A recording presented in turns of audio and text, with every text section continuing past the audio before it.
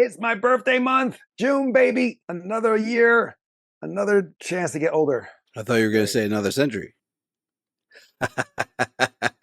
As we've been doing like on our birthday month or what have you, or close to our birthday or just past our birthday, we pick a movie of our youth. Now, I had an idea to review this movie, but it kind of pushed it further because I'm such a fan of Ryan Gosling, and he was asked on the Stephen Colbert show, his favorite action movie, No Retreat, No Surrender, was that movie. Favorite action movie? Well, this is not the best one, but it was called No Retreat, No Surrender. And Bruce Lee was visiting this kid in his mirror and teaching him how to fight bullies. Wow. And I thought that was, that can only happen in movies. And I thought that, it kind of made me love movies. I don't know if he's seen it since then he was a kid, because I was a huge fan of No Retreat, No Surrender. And after watching it again, what's the best way to say this? Nostalgia hit hard. No. Nostalgia lied to us, or to me. I thought you chose this because it was an allegory to your youth. Well, yes.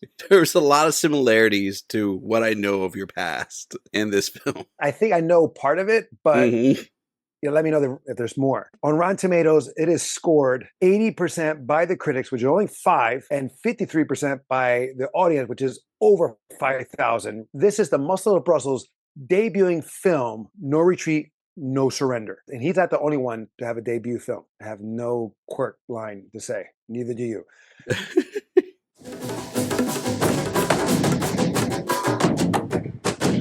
Welcome back to Tales of Two Bros. My name is Angel. I'm Adon. Where we give a review at least once a week. Spoiler alert.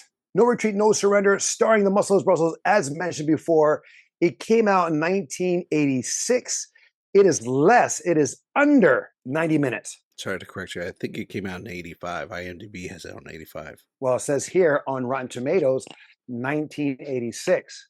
Okay. Now, this movie has, for one, is a Asian-based film, meaning it's produced, it's directed, all that stuff, story by Asians. It was directed by Korean Yun. The writers were Korean Si Yun Ying. I think that's Vietnamese or Taiwanese, I'm not really sure. But anyway, starring Kurt McKinney. We know him. Well, I know him. I recognize him. He's also he was in The Guiding Light. Yeah. Our mom's favorite soap opera show. He started in that after doing this film, as well as some other actors, not really, more like B, C-list actors that stayed in the direct-to-DVD, direct-to-VHS movies. I mean, this movie was a hit in a way of the fans and people who went to Blockbuster or similar and got those movies, took it home and saw it. It was a cult classic. Yes. It actually made sequels, non-related to the other. Makes for sense. some reasons. It has No Retreat, No Surrender 2, No Retreat, No Surrender 3. Cynthia Rothrock is in one of them. Now, what's funny here that Jean-Claude Van Damme, his role as a villain, one of few that he's done as a villain, as the bad guy, he is named as Ivan Krasinski. On the credits, it's something else, which makes no sense. Didn't they dub his voice? It felt like it dubbed once or twice. No, they didn't dub his voice. That was his voice. It was very high then. Oh, okay. Yeah, and I guess he was trying to do an accent. Plus, he didn't have that much lines. He only had lines at the end. Yeah. I thought I had this on DVD, like I mentioned before, because I have other Van Damme films. I don't have it. I saw it on YouTube. You saw it on YouTube as well? Mm-hmm. Yeah, because because everywhere else that had it with everywhere commentary? had it with commentary. Comedic commentary. From the same people who did Movie Theater 3000, I think. Maybe. It's a different show though. When I saw it on Amazon Prime, it had it, but it had that commentary, that forced commentary. You couldn't take it off. Yeah. Sometimes I don't mind the commentary, but I want the commentary from the people who started it or who worked on it, not just fanboys or whatever, or people who are high drinking and then they're talking crap or anything like that. Yeah. Right. Maybe another time. Was this the first time you've seen it, or have you seen it before? First time. I've only seen clips. Really? Okay. Mm-hmm. Makes sense. I mean, you were born in 85, so you probably would not. Weren't you born in 85? I was born in 84. Well, either or, whatever. It's off by a year. Who cares? Not that much. I saw it. I was in 1985, so I was around 12, 13. Mm-hmm. I remember seeing it at a friend's house. It's just, you got to watch this. You got to watch this. Just for one part, and that's towards the end. The best part. Oh, yeah. The fights. Right. But the show of Jean-Claude or Ivan, his name here, because this movie came out like right after Rocky Four, where they have the Drago, because his name is Ivan. Rocky Four, there's I felt Drago. that. This movie, right? But it also had this movie. You have the influence of the Karate Kid. Mm-hmm. They move from one city to another. They're in the station wagon, just like how it was in the Karate Kid, to a new town. As soon as he arrives to his house or his home, he meets a guy on a bike. In the Karate Kid, Daniel has the bike and he kicks the fence door or gate door and hits the guy, where this guy comes in, brings a bike and has a radio. And it was kind of very stereotypical and kind of racist, I would think, at They times. definitely had racist moments at times. Yes. And he was just like the token black guy with the Jerry curl. And I was like, so it's kind of like Coming to America as well. That one character was Soul glow. You gotta let your soul glow. God, I like that moment. What else is like the Karate Kid, Rocky? I felt a little bit of Last Drunken Dragon. Master. Yes, but not really. No, Breaking for sure. Well, definitely Breaking, yes. But again, that's like stereotypical stuff that like people see on TV or whatever, and they say, "Oh, that's what America is about."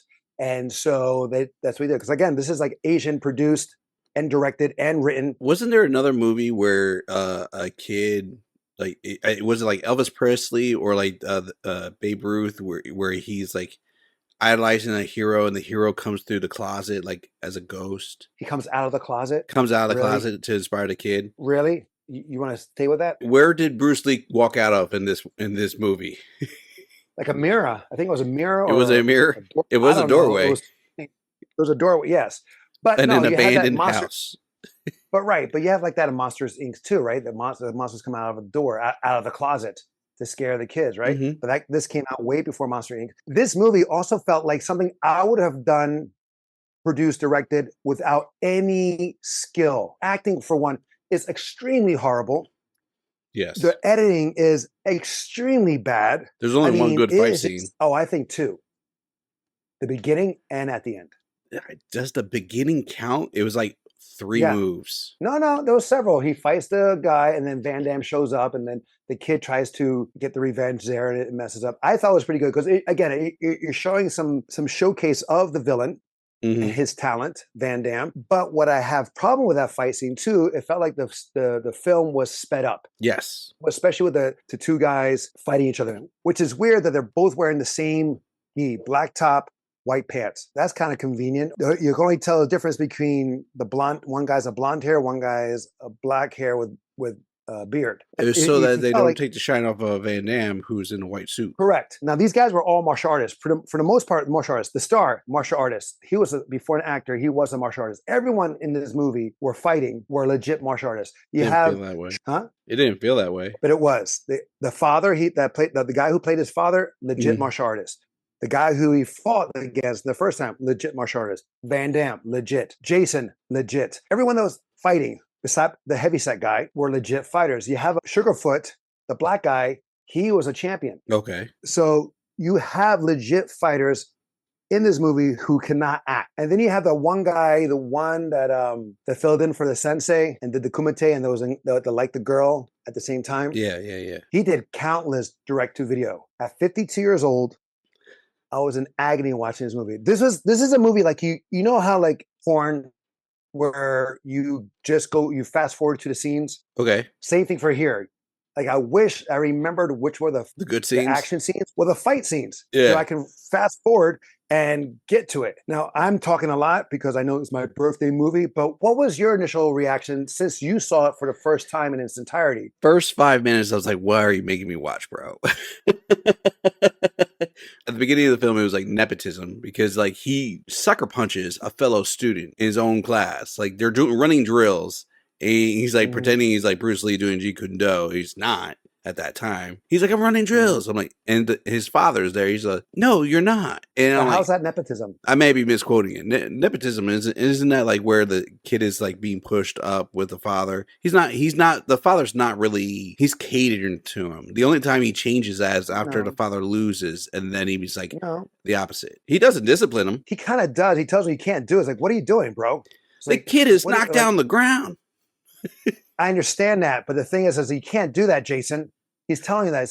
What is it you're doing? It's like, no. And he goes into, I'm not going to fight when he's like, martial arts is not about offense, it's about defense. True. That's his whole thing was. He didn't want to fight. He didn't want to fight the guy. He didn't want to fight the Russian. He didn't want to fight nobody. Then he gets beat up. So he was always like that. He didn't want his son to fight. He didn't want his son to train anymore. I mean, granted, he shouldn't maybe have done that. He should probably done thing, but he gave up that lifestyle because what happened. Now, before we go into more, I want to go into the sense like I was mentioning before, Karate Kid, Rocky, but it also has influences by all those kung fu films that we've seen in the past in the sense of not revenge, which is another trope in kung fu films, but as like one clan comes in to defeat a school, to take over that school, to capitalize, to monopolize their brand, or that my school is better than your school, or my style is better than your style. We've seen that in Donnie Yen's Ip Man. Yeah, the guy is fighting the schools to take over for he can grab the students. You also have influence of Jackie Chan films, especially Fearless Hyena, Drunken Master, and I want to say Snake in the Eagle's Shadow. It's like one of those three. Sure. Definitely two of them were in there. I thought you were going to quote like a Shaolin Master Killer, like where he's like, no, that's 36 Chambers, something enough, where he's doing like he's going through the different training drills. Well, it was Master Killer or 36 Chambers of Death, right? It's either or. I think you mix up the titles, but there is Fearless Hyena where he is doing the boards and like doing a sit up, smacking his back on the board. Yeah, Jackie Chan is doing that where he does it like he's getting tired and he pushes and then his master falls off and lands on a rock. And then where he's laying down and he's doing like hip thrusts where he's pressing his neck and his ankles on bars and lifting his body. Jackie Chan is doing that too, and with the master on there as well. And this one is just a little weird because his friend is eating an ice cream cone and like. And it was just so weird. It's like the guy is at times like special in the head. Where in the Jackie Chan film, he's doing it and he gets tired and his master like burns him from his pipe. Yeah, to keep him going. You know, the one big guy who was the bully, Scott. He reminded me of a younger version of. Do you remember Pee-wee's Big Adventure? Oh. You know exactly who I'm talking about. Like the guy who had the bike? Who took the bike, yeah. I'll tell you this. He was the best character for me. He was a character. He's a bully. Yeah. He has a thing for the black guy. What's the black guy's name? I can't RJ. remember right now. That's right, RJ. They never answer why. Right. Never answer why he hates him so much, but he just does. I never understood the whole, I want you to be my, I want you, your school situation also. They challenged the schools, but it all ended up for the tournament. That wasn't really explained 100% to me. Well, no, I mean, I kind of missed that part because I zoned out where he goes to the school and challenges him. And then I guess the tournament, like my guy versus your best, whatever, because the guy just, the sensei just won a tournament, what have you. But like I said, it really makes no sense. Like people from New York coming here to LA or Seattle, where Bruce Lee and Brandon Lee are buried, also he had his school there for a while that they're trying to become a franchise, by the school, whatever. And but that was it makes no sense. That wasn't explained. It makes no sense, but they're buying the school to franchise out. They challenged him, he lost, and they just closed down the school. And it wasn't like they were opening a new school. He didn't sell it to them, so he closed it, which makes, again, it doesn't really make any sense. Loopholes are among many here. Yes. The girlfriend. Did I miss a part where he runs into her again? Because he just randomly goes to a party. I don't remember. I think she invited him off of the first meeting or something like that. What meeting? I don't remember them seeing the first time. They met each other because she greeted him. No, I understand that. I understand, but where was the invitation to the party? Where I don't remember seeing it. Oh, in the conversation. That's sort of thing. I don't remember. Right. It was like exactly. So he's like, right, because she remembers the rabbit. It's like because I know she met him where he used to live through conversation. Real quick, He says, while he was there, she was visiting the town, whatever friends or family she was visiting, and she bumped into him at a pet store, and that's how I remember that she liked rabbits. But I'm thinking, okay, you're a stranger in a strange land. In a way, how do you know, like, you guys kept in touch? Oh, I'm moving. Nothing of that was shared of dialogue. That's true. So I was like, okay, all right. No, now, real quick, I know we're jumping guns because, like the movie, this review is going to be a mess. So this movie had an Easter egg. Lidoka was Bruce Lee. Call me Lidoka. I have no idea why.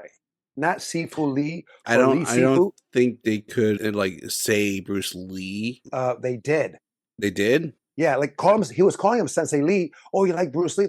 That was thrown out in there all around. That's true. That's true. But the gentleman who played Lidoka, was the body double of Bruce Lee in Game of Death, and then had a starring role in Game of Death 2, playing as the twin brother or brother. Oh, wow. And he's Korean, which is funny. And how he looks like Bruce Lee, I don't know. Bruce Lee had a narrow face, a little long face, where this guy's face was more square. But okay, whatever. But that was an Easter egg. I thought that was kind of cool. It was his final film. Opinion. Was it his final film? Because I know he passed away, but he passed away somewhat in like the 2000s, whatever. But was it his final film? On IMDb, it's his last one. Okay. But he did a great job, I thought, in the sense of still able to act a little more intense on some things, trying to show that Bruce Lee intensity, like the training from Enter the Dragon beginning with his student, Lau. And I find it funny that his uniform is those cheap uniforms you get at Century Martial Arts or Asian World of Martial Arts, where you have the gi and you have the little trim collar. Did you have one of those? I had like 2 or 3 of those. But normally it's a white shirt underneath, and the white collar is from that over the outer jacket. So you're wearing a shirt. They're both the same pretty much in the sense of layer on layer, but you know what I'm saying? Right? But anyway, God, we're going all over the place on this review today. You said it earlier that there's some scenes or moments that remind you of me. Yes. And that were? Whatever. Okay, so I remember you growing up, you had tons of like Bruce Lee stuff, like magazines, martial art magazines, posters. You didn't have the Wing Chun dummy, but you did have the punching board, padded board, the random martial art equipment laying about so you could practice at home. I had the size. You did have the size. First chance you got to go to Seattle, Washington, you went to Bruce Lee's gravesite. Yes, I did. To pay a tribute and homage to Mr. Lee. Pay my respects, yes. I had a wall like in Glassboro where we lived. Yeah. One-sided, all of Bruce Lee's poster. It looked like a collage, whatever. Like when we were selling the house, people come by to see it. And there were people like, oh, wow, I love this. Can we keep this? Can we buy this from you guys? No, not all of them, of course. But people were fans and they saw that. And I don't know if that was a selling point. I doubt it. But people saw that in my room. They were impressed. Yes, I had the shoes. I had the nunchucks where I'll be practicing the backyard. He had that too. With my nunchucks.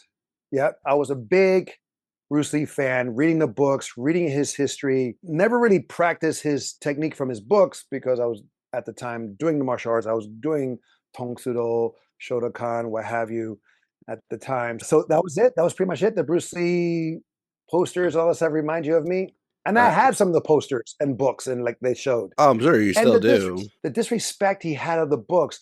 When he's done fixing that room that he found, him and RJ found, his new training hall, he just throws the books to the floor. I'm like, what are you doing? Oh, absolutely. You cherished your stuff a lot better than he did. Oh, of course. You also competed in tournaments, so there was tournaments in there too. I competed in tournaments, yes, exactly.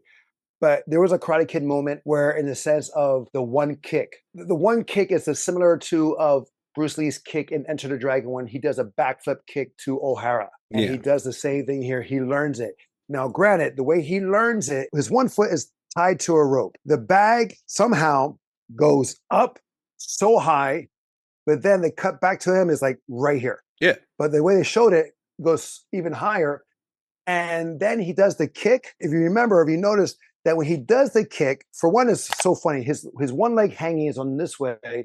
The bag that has to kick is on the other end, where the flipping back kick, the leg held and the kicking leg are almost like side by side, just like with O'Hara and just like we see here. But if you remember, when he does the kick, the leg on the rope drops. Yeah. And then he does the kick, and then the legs back up after the kick to an original position. Guys, you have to do better in the editing. And that's what leads Lidaka to exit where he came from. He went back in the closet, if you will. Yeah. I have more faux pas here, which is like, ugh. It made more sense if I was thinking of this movie like this is a kid's descent into madness where he's being disillusioned in himself and the world is becoming more to his reality. Well, it was. Remember, when RJ came in, he sees him fighting and talking to an imaginary person. Yeah, so, that's what I'm saying. He's becoming very disillusioned. Like that end scene where he's fighting, and then the guy is like, "It's you. I remember you." And like from one brief moment, like, and then like the girl is like all his and so forth. It's like He's wrapped himself into a world of his own making. It makes Right, more sense if there was a cut scene explaining that this kid's really institutionalized. No, yeah. If like say for Joker, right? Yes. We at the end, he's in the institution and we don't know what's Completely exact or darker, fake. but it's so much better. But right. No, exactly. Yes, it would have made perfect sense. I mean, he wins the tournament and the movie ends. Yeah. I was like, He wins the okay, tournament what? just by jumping into a ring, not officially registered or anything like that. Right. Mhm. Exactly. No, there is so much. I mean, for one, the editing is so bad. You have the tagline, no retreat, no surrender, Which they where repeat him and like RJ, dozens of times. well, more like 3 times. Yeah, I'm Because just for one, is like emphasizing. at that burger joint, they're Yes. back to back. First time. RJ is like this. Yeah. They're back to back, not the fight. RJ doesn't do shit. I think he does maybe 1 or 2 things, but he doesn't really do anything. Yes. They don't explain that Right. if RJ knows how to fight. But he knows how to dance and rap, apparently. Oh my God, such a racist moment where he's wearing the Michael So Jackson outfit. was he the Black Ranger from Power Rangers now? We know you know what I mean by that, because the Black Ranger from Power Rangers technically doesn't know how to fight. He can break Yes, he dance. does. No, he break dances and he uses his breakdancing to fight. No, but he made it on because he is a legit martial artist too. No. I'm saying the character. No, okay. But I'm just saying the Black Ranger from Power Rangers from the television show. Yeah. Was No, legit. he's legit. Artist. Yeah, he's absolutely Right. legit. Right. I think he called it like hop kwando or something like that. Like he made it like, or hip hop kwando, something like that. Yeah, it was. It was. I was gonna watch it again, solidify how bad it was, and I just couldn't do it again. What was wild to me was that scene where he goes to the dojo and he's like, oh yeah, he says his school is better than ours, and they like the whole situation. Right. Los Angeles or LA. Yeah. Right. Where the kid is talking to the second in command, putting his head. First of all, that second command guy, okay, I can see how that situation evolves, but when they introduce that guy in the whole girl situation, I'm like, bro, you have just went to a whole new level of creep. Yeah, like he forced himself to a kiss on her. On his sensei's sister. Right. It's like, dude, you just disrespected your sensei, your school, and friendship. Like all the checks got marked. And not a single person would have been like, yo, sensei, you need to straighten up your boy. Like he just straight up smooched your sister. That's a grave sentence. But no, you're absolutely right on that. When he put him against one guy, he's like, this is our best fighter. And you see him fighting, and like he does like one, I think it was like a kick he did. And he just gets in there, he just goes, and it's like you see all shadow punches. They're not hitting him. You talking about the sensei? No, or the other guy? The black guy. You're talking about Sugarfoot. Okay, yes. Yeah, so again, here's my issue with that. So they're at a school. Legit, like, boom, like one style you're studying. No one has the same uniform. I saw every uniform is that was in the first scene too, where like no one had the same uniform there. There's like one kid with writing on the back of the shirt, uniform, and another. It was in both locations. There's like they had a thing on an ad in the newspaper. If you have a gi, bring it. It doesn't matter. Blah blah blah. So yeah, but that scene in the Seattle dojo, that was more predominant. In my opinion, it was so noticeable. I mean, Sugarfoot has like Japanese writing on his thing, and then the second in command has like a patch on his. I was like, what the hell is going on? But yes, he's throwing all these punches and not doing any real damage at all. No points are being scored, nothing clean. He's just tagging. It's like, wow, that for a guy who's supposed to be good, he pretty sucks. I feel also, go ahead. No, but I'm saying when Sugarfoot meets Ivan Van Damme's character, and you see him like he's like taking a deep swallow, like, oh my God. Oh, like you don't do that. You don't show. I mean, I understand you show it in the front for the audience, but the thing is, if you're scared, you don't show that you're scared. Yeah.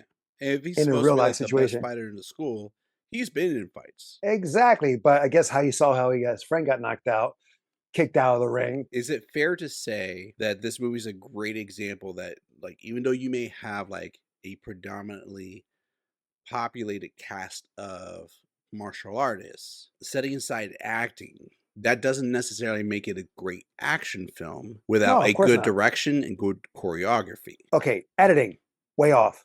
We mentioned this earlier. The acting, horrible. The storyline, all over the place. Like, stick with one, but there's like so many lines or stories to go.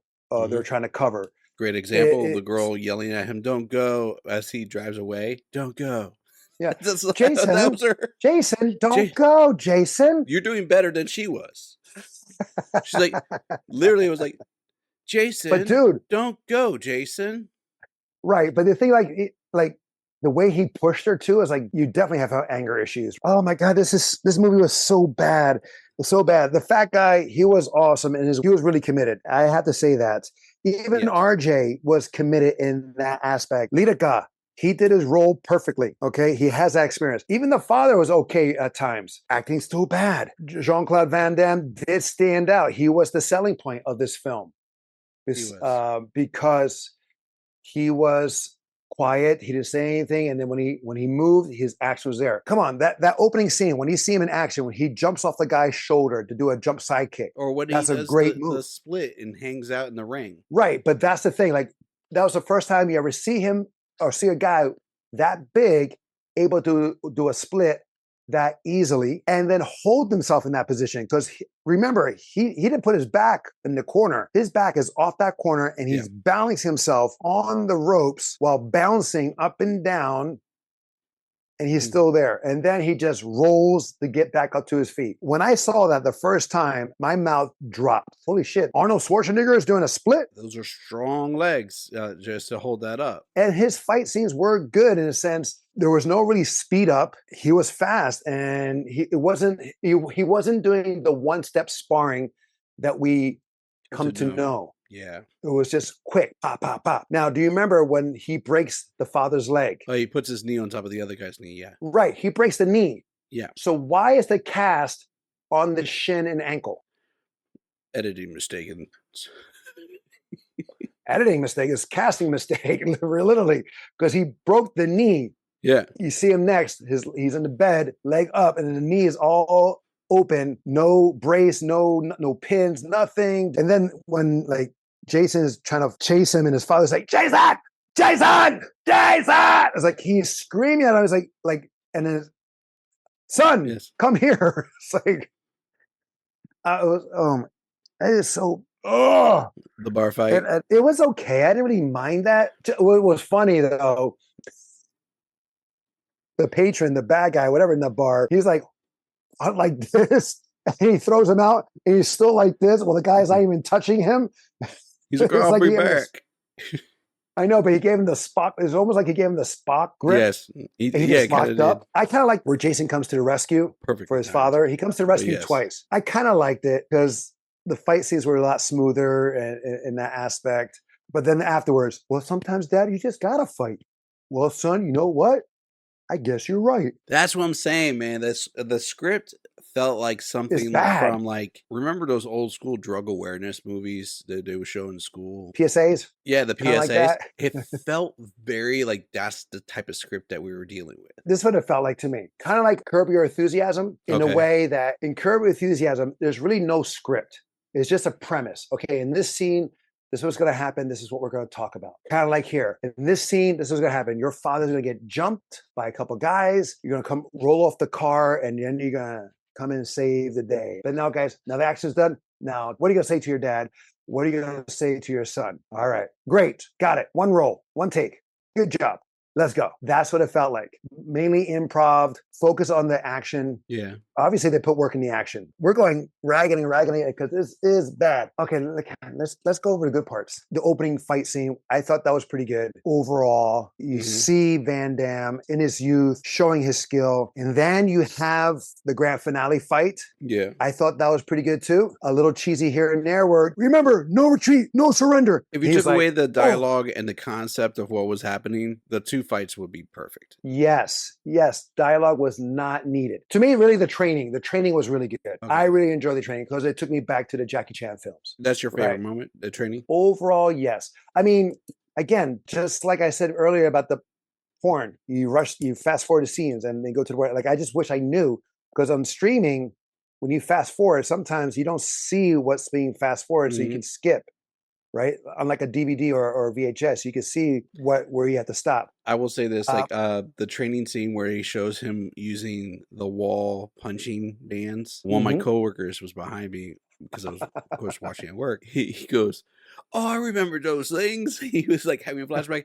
And then out of nowhere, he goes, "Is that no retreat, no surrender?" And I'm like, it is. He goes, absolutely great, man. I'm like, bro, have you watched this movie lately? It's it's painful to watch. It is 100% painful But to watch. apparently it leaves memories. It does leave memories. No, So it does. I will If say you're that. like, okay, so again, I'm going to go to Star Wars. I was I have waiting. to, yeah.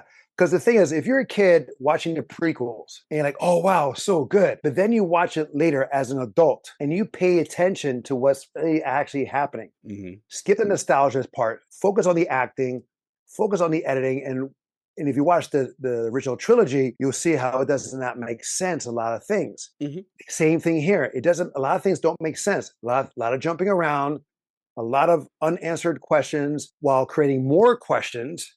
Yes, there were definitely more. And then you have, and then Star Wars, the original, you have the pod race scene, great scene. You have the action with Qui-Gon and Darth Maul, and then Qui-Gon, Darth Maul, and Obi-Wan. And then you have the other scenes in the other, well, not necessarily episode 2, but episode 3, excuse me, the final scene, the finale. You have those scenes. So you remember those more than what happened that led up to it. And same thing here. Again, from my memory, it was a fun film.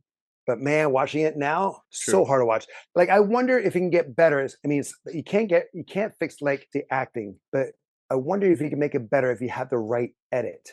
Granted, it will be like an hour film instead of an hour and 23 minutes. It felt like it should have been shorter. It could have been shorter if you edit it right.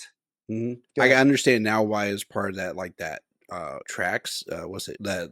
Yeah, comedic that track. commentary. Yeah, the commentary. Because it leaves Mhm. room for commentary. Oh, it does. I may have to watch it now and watch the commentary. That one on Probably Amazon be Prime. laughing hilariously. Probably because they'll probably point out stuff that we're pointing out, or probably even other things that we're missing. True. Why did Ivan, Van Damme's character, get pissed when Jason called him Russian? Do you remember that? Do you remember that in the tournament at the end?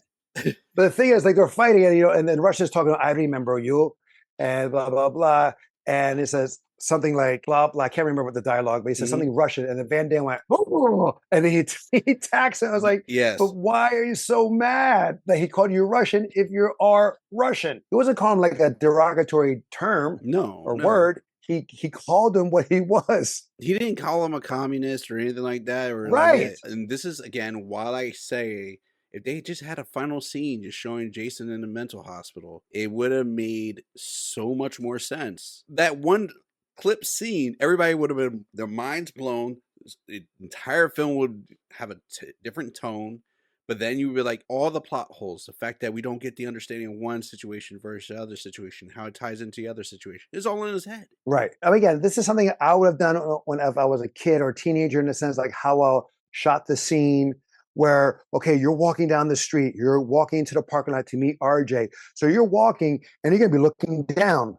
And then you look up and you see a fight. No, if you're walking into the parking lot, your eyes are not down. You're not on, there's no iPhones there. There's no Android. So you're not like distracted. You will see it coming right from there and you would just charge. But no, they're always, same thing in the dojo in the beginning. Or they're like looking, talking. Yes, you hear a commotion going on, but it's more like they just show up. It's like, whoa, oh no, it just happened just now. And it was, Scott buying everybody lunch at McDonald's. Right. And then also the sensei. I found the sensei hilarious when he's training for the tournament that's coming up. He's doing the same technique on the corner pads. Boom, boom, boom, boom. He's going bum, bum, bum, bum, bum, bum, bum, bum, boom, boom. And then he's like hitting the bag, doing the same thing, the same combo. And then he does this and he walks slow. He does it against Van Damme. He does it towards the mafioso guys in the dojo. He's like, he starts to walk. And then they walk away. I don't know if you notice when when they walk away, his foot is all twisted in his lead leg. And then he comes down, he stands, he's like this, stands up. I'm like, yeah, I remember. Yeah, what I do remember the heck that. was that? Where he it was an awkward pose. Again, this is where I questioned, like, because you said they're like almost all sarcastic martial arts. I'm like, that doesn't answer like some of the things. Well, that's a weird pose. That's a weird stance. But you have to understand too, like in film, like what you do in a real world fight, you don't do it in film. Correct. So he definitely over exaggerates, but he's like so tense because he has to flex his muscles. Granted, on that scene with the mafioso, he's fully dressed. You can't see Exactly. his muscles, but he does it anyway. I know we ragged on the last stuff, but again, the exchange with him and Van Damme was pretty good. It was pretty good. Mhm. And I wonder how short he is because that guy is little. Van Damme, I Yeah. don't think Van Damme is 6 foot. I think he's like 5'9". I don't know. I can't remember right now off the top of my head. But that guy is short. Let's get to it. Is it worth the watch? I'm sorry to say no. I 100% agree. It's not worth the watch. If just for the action, okay. If you want to see the action, you want to see the training montage, Go to you want to YouTube, see watch the that, scene.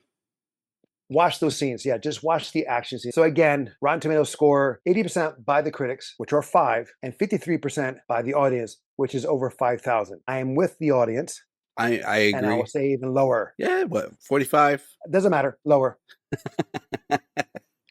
This I'm is glad. a D film. Yes. Granted, you have Van Damme and Kurt McKinney blowing up after that. Yeah. Because after this was Bloodsport for Van Damme, and Kurt McKinney had a successful career as an actor. Mhm. Futas for them. Some other actors here, they went and they continued doing direct-to-DVD films. But yes, oh my God, this is such a painful film. Such a painful film. And I'm sorry, Ryan Gosling, you had to rewatch this. I'm a huge fan of yours, but man. All right, guys, that is our throwback or action review. It's definitely a throwback. Throw it back. That's our throwback review of No Retreat, No Surrender. Have you seen it? What was your favorite moment? Is there really a favorite moment? Let us know in the comments below, as well as let us know if you have a movie or show you'd like us to review. Don't forget to also follow us on Instagram. Until next time, we'll be the next time. I'm Angel. I'm a Don. Love you, bro. Love you too. Happy birthday. Thank you. And I'm so sorry I made you watch this.